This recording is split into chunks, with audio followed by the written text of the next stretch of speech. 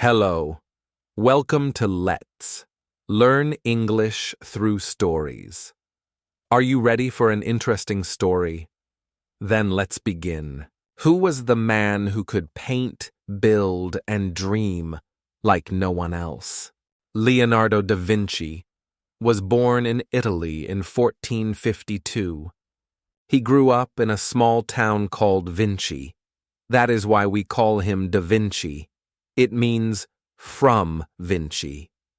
Leonardo was a curious child. He liked to look at animals and plants.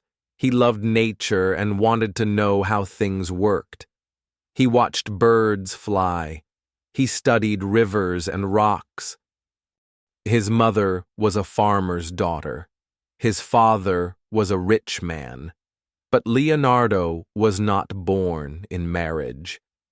That meant he could not go to a top school.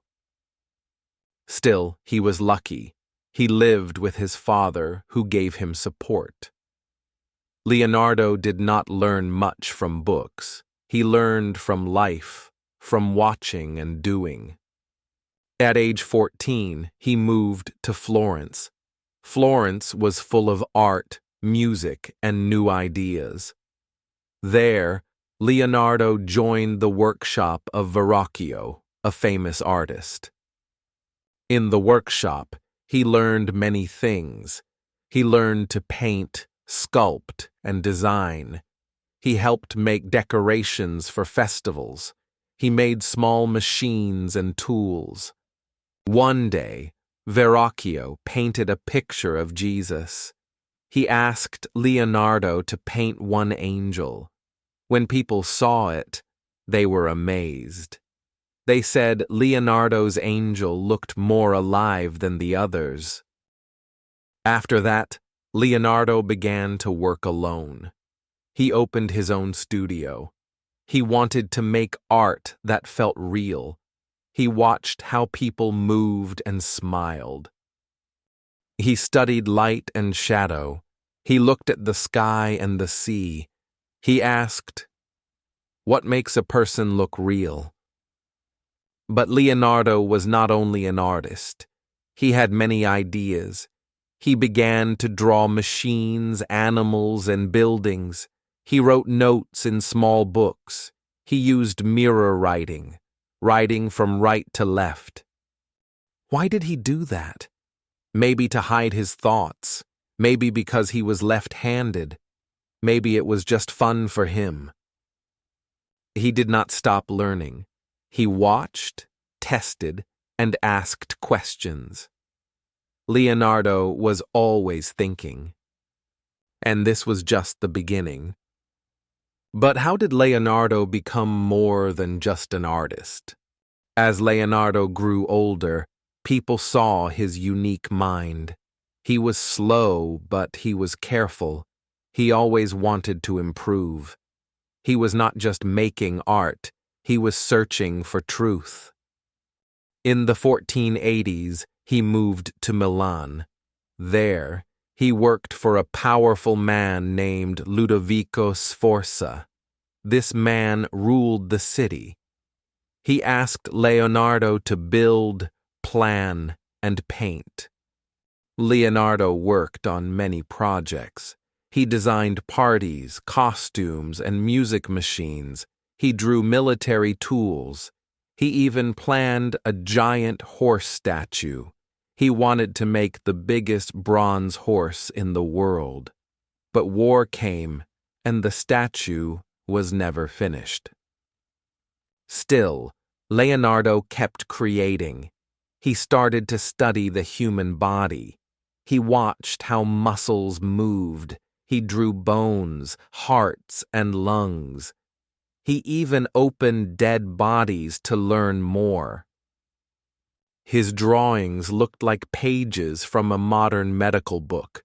He made over 200 images of the human body. He wrote notes in mirror writing, from right to left. He wrote about movement, blood, and breath. Why did he do all this? Because he believed the body was a perfect machine. He believed Nature had a design. If you could see it, you could understand life. Leonardo also designed flying machines. He watched birds and bats. He studied wings and air. He drew many kinds of wings and gliders. He made plans for helicopters and parachutes. But his machines were never built. The world was not ready for them. Still, Leonardo did not stop.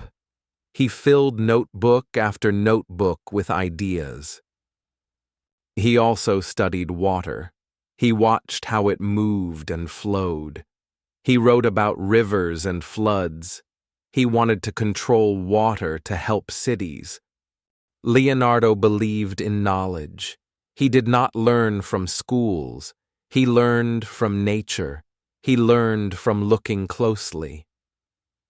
He once said, "Experience is the only teacher." What made Leonardo's paintings so special? While in Milan, Leonardo started his most famous painting. It was not on canvas, but on a wall. It was called The Last Supper. This was a picture of Jesus and his followers at their final meal, but it was not a normal religious scene.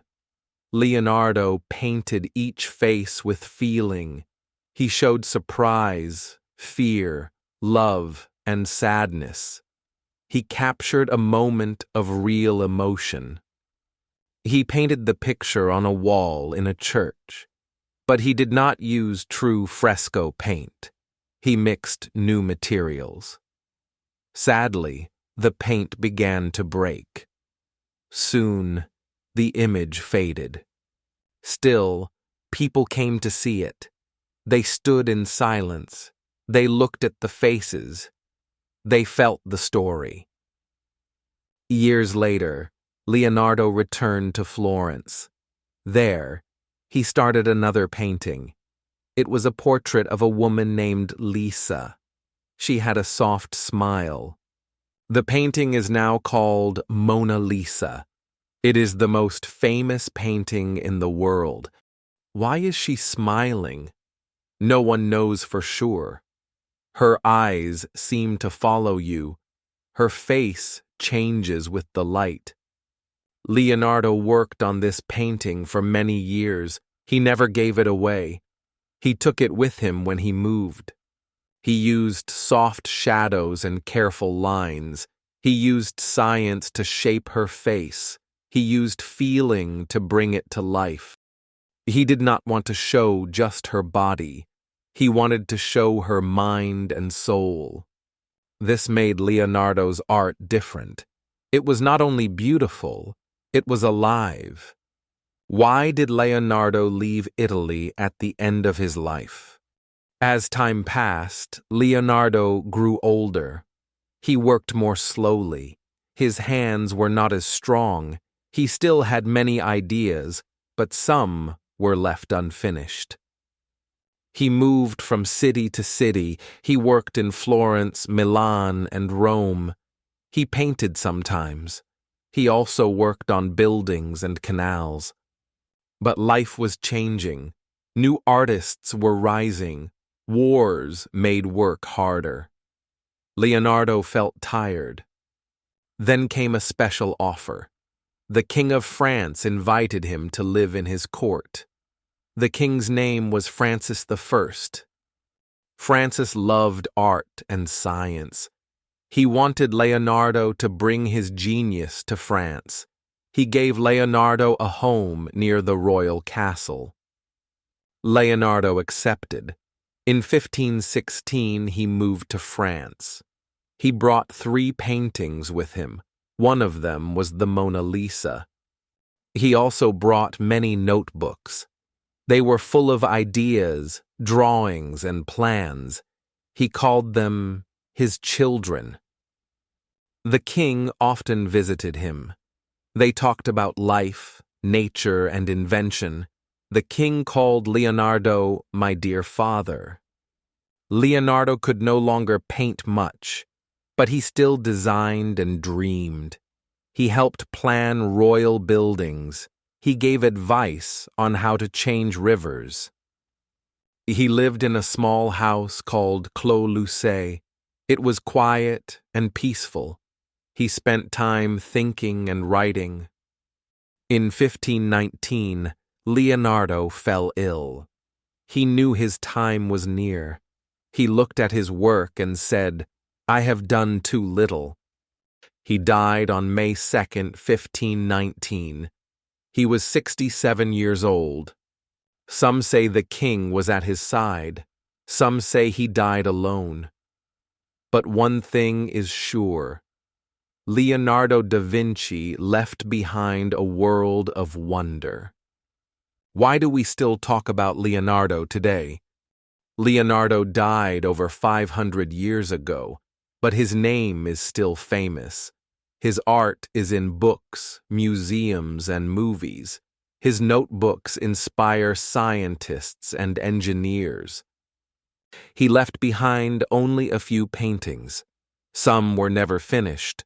Some are lost, but the ones that remain are priceless. Mona Lisa still draws crowds in Paris. People look at her smile. They ask, "What is she thinking?" The Last Supper still moves hearts in Milan. Even with damage, it speaks without words. It shows how art can feel alive. But Leonardo gave more than pictures. He gave us ideas. He showed that art and science can live together. He showed the power of asking questions. He did not finish many things, but he started new ways of thinking. He dreamed of flying. He imagined machines and robots. He wrote about water, light, and the human body. He once wrote, "Learning never ends," and he lived by those words. Leonardo was not rich. He was not always understood, but he never stopped being curious. That made him great. Today, students learn from his drawings. Doctors study his anatomy sketches. Artists copy his light and lines. He has become a symbol of human wonder, a symbol of what we can become. Leonardo da Vinci was more than a man. He was a bridge between art and science, between heart and mind, between past and future. His story is not just history. It is a light for all time. And what about you? What part of Leonardo's story inspired you most? Share your thoughts in the comments and subscribe to discover much more about the world around you. Like this video and tell us who you want to hear about next, and we'll make it happen. See you next time.